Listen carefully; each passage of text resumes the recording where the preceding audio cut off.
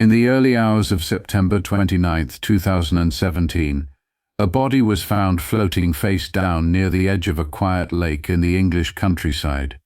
The scene was still, but nearby a red car had been abandoned.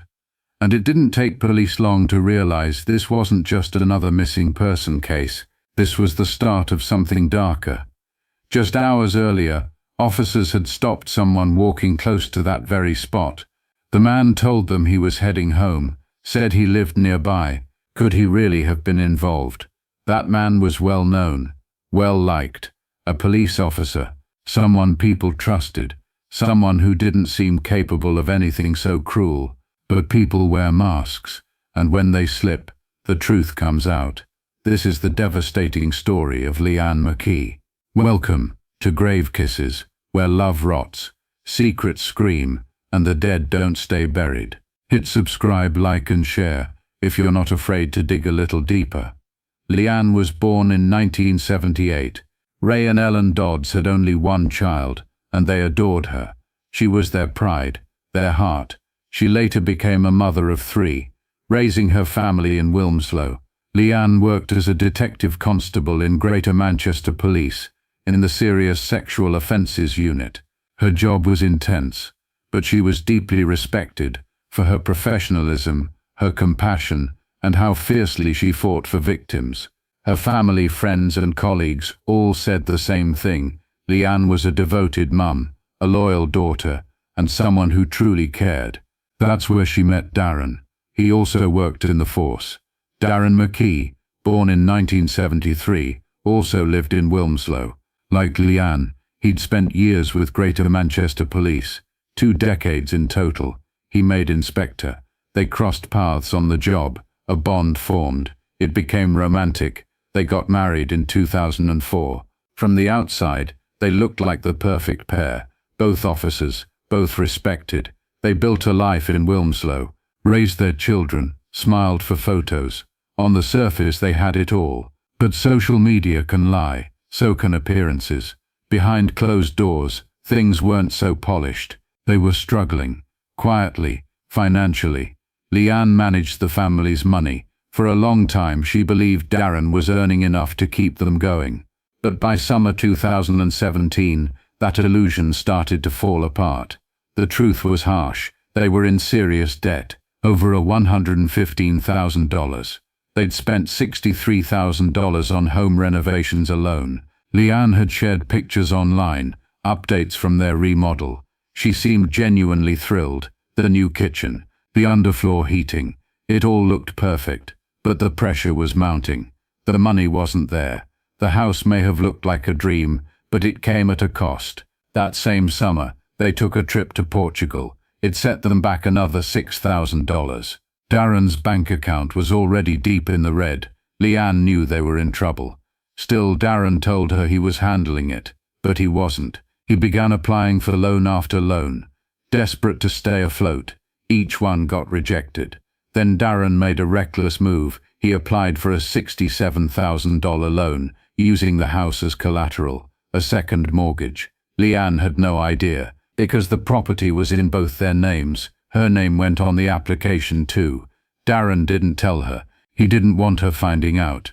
So he used a work computer at the police station, dug into Leanne's payroll, pulled her pay stubs behind her back. When it came time to hand over contact details, he gave the broker a fake email address, a fake phone number, anything to keep Leanne out of the loop. He also sent over copies of both their passports for ID. The loan company received them, verified them, then sent everything back by post. It was assigned for delivery. Leanne answered the door. She signed. She opened the envelope.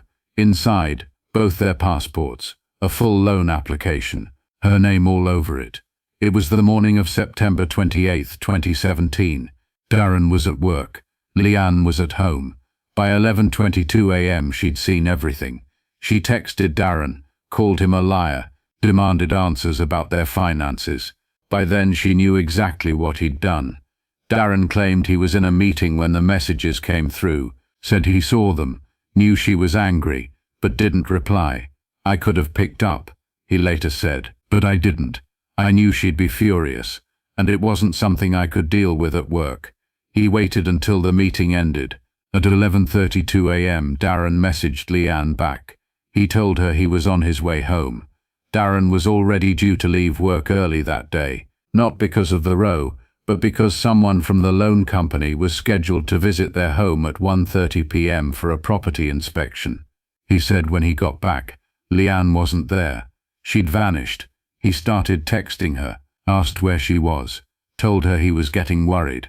Still, the valuer arrived as planned and carried out the inspection. By just after 3 p.m., Darren left to pick up the kids from school. Later that night, 10:30 p.m., the children were asleep, but Leanne still hadn't returned. Darren said the worry hit him even harder.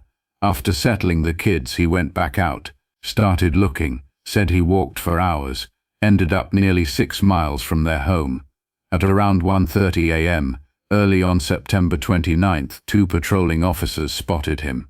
When they stopped him, he told them he was walking home, said he lived nearby, but that wasn't true. He was still miles out. Even so, he insisted he was almost there. The officers didn't see any reason to doubt him, so they let him go. Darren kept walking, headed in the direction of Wilmslow.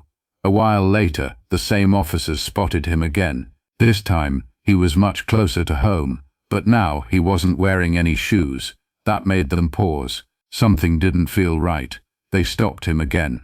That's when Darren told them he was a fellow officer, said he was out looking for his wife, said she hadn't come home, and he feared she'd had an accident. The officers offered him a lift back to the house. He took it, but something about the whole thing stuck with them. Once he was dropped off, they decided to follow up. Darren looked genuinely anxious and they wanted to be sure. But just minutes after they got back to the station and began looking into it, a call came through. A woman's body had been discovered in Poynton Lake. The lake sat in Poynton, only 6 miles from the McKee's house. The body had been found floating face down near the edge of the water. Not far from the shoreline, officers spotted a red Mini Countryman. It didn't take long to confirm the identity. The victim was Leanne McKee, and the spot where she was found, same area Darren had been seen wandering earlier by those same patrol officers. Police headed straight back to the McKee home. They arrested Darren on suspicion of murder. Once in custody, Darren repeated what he'd already said, that he came home, Leanne was gone, and he went out to find her, said he was worried. But under more questioning, that story started to shift.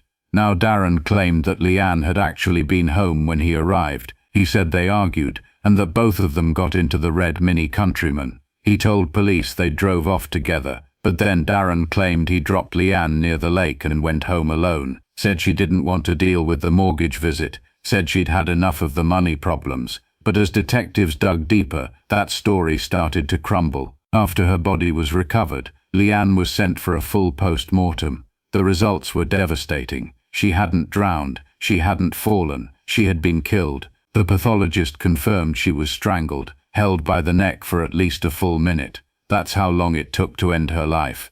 Police then turned to the couple's phones. They looked at both Darren's and Leanne's records. They pulled the messages from the morning she vanished, September 28th. It turned out Darren had tried to delete some of the texts from his mobile, but it was too late. Leanne's phone still had them all. In the text she accused him of lying, called him out over what he'd done. The evidence was there, and it painted a clear picture. Investigators then tracked Darren's movements using phone data and CCTV. They pieced together a timeline. They believed that sometime between 11:30 a.m. and 1 p.m. after Darren got home, but before the valuer arrived, things came to a head. They argued, it escalated, and at some point, Darren strangled her. Once she was dead, they believe he put her body into the footwell of her red Mini Countryman. He then drove it just a short distance, still within their neighborhood, and parked it somewhere quiet. CCTV caught him walking back to the house not long after.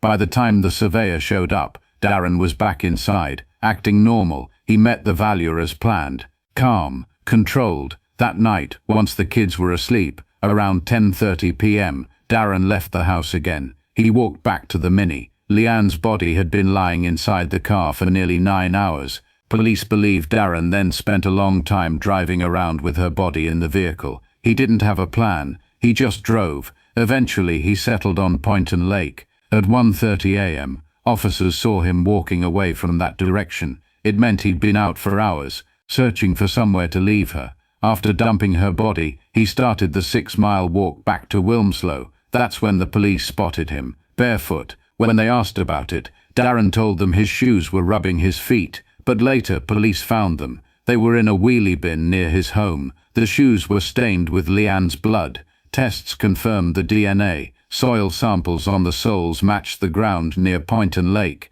Darren stuck to his excuse, said he binned them because they were uncomfortable. But the blood, the soil, the location, it all pointed to something far more sinister. At first he denied everything, told police he had nothing to do with Leanne's death, said a stranger must have attacked her while she was out alone.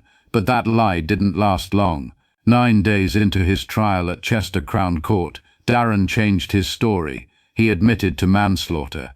Even so, the jury didn't buy it. They found him guilty of murder, convinced he meant to kill or seriously harm his wife. On March 28, 2018, Darren McKee was sentenced to life in prison. He must serve at least 19 years before he can even be considered for parole. The judge didn't hold back. He spoke about the cruelty of the act, Darren's lack of remorse, and the lies he told to cover his tracks. He told Darren, "You took a mother away from her children. You took Leanne, the only daughter, from her parents." This was yet another case of a man hiding his failures from the person closest to him, and when the truth started to surface, he chose murder over honesty. He destroyed her life, he destroyed his own, and he tore his children's world apart, all because he couldn't face up to the consequences. The pain Leanne McKee endured, physical, emotional, mental, at the hands of someone she trusted, is unimaginable. Our thoughts are with her family,